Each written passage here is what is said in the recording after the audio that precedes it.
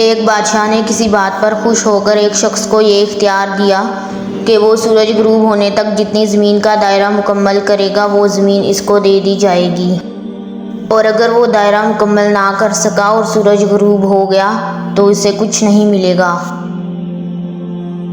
یہ پیشکش سن کر وہ شخص چل پڑا۔ چلتے چلتے ظہر ہو گئی تو اسے خیال آیا کہ اب واپسی کا چکر شروع کر دینا چاہیے، مگر اس پر لالچ نے غلبہ پا لیا۔ سوچا کہ تھوڑا سا اور آگے چکر کاٹ لوں۔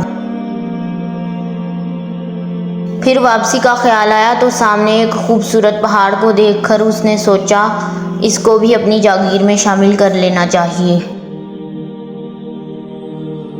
الغرض واپسی کا سفر کافی دیر سے شروع کیا۔ اب واپسی میں یوں محسوس ہوتا تھا جیسے سورج نے اس کے ساتھ ریس شروع کر دی۔ وہ جتنا تیز چلتا سورج بھی اتنا جلدی ڈھل رہا تھا۔ عصر کے بعد تو سورج ڈھلنے کی بجائے لگتا تھا پگھلنا شروع ہو گیا۔ اس شخص نے دوڑنا شروع کر دیا کیونکہ اسے سب کچھ ہاتھ سے جاتا ہوا دکھ رہا تھا۔ اب وہ اپنی لالچ کو کوس رہا تھا، مگر اب بہت دیر ہو چکی تھی۔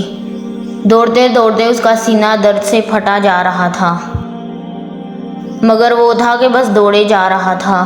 آخر سورج غروب ہوا تو وہ شخص زمین پر گر پڑا،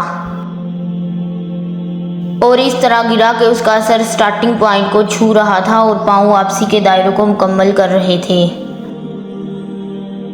یوں اس کی لاش نے دائرہ مکمل کر دیا۔ جس جگہ وہ گرا تھا اسی جگہ اس کی قبر بنائی گئی۔ قبر پر ایک تختی لگائی گئی جس پر لکھا گیا، اس کی ضرورت بس اتنی جگہ تھی جتنی جگہ اس کی قبر ہے، بے شک انسان ضرور خسارے میں ہے۔ آج ہمارے دائرے بھی بہت بڑے ہو گئے ہیں، چلیے واپسی کا سوچتے ہیں اس سے پہلے کہ دیر ہو جائے۔ اللہ پاک ہمیں موت سے پہلے موت کی تیاری کی توفیق عطا فرمائے، آمین۔ اگر آپ کو ہماری ویڈیو پسند آئے تو اسے لائک، شیئر اور چینل کو سبسکرائب کریں۔ شکریہ۔